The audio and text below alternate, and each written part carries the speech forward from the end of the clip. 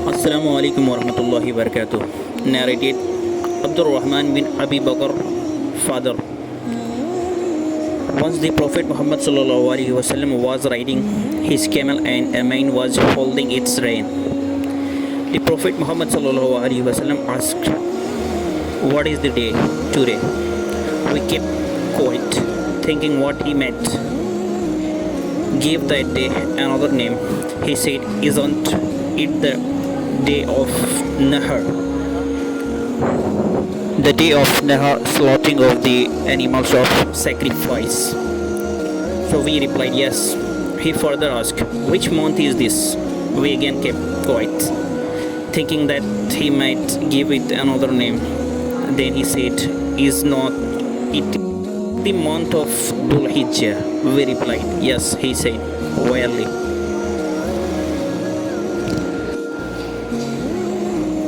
your blood, property, and honor are sacred to one another."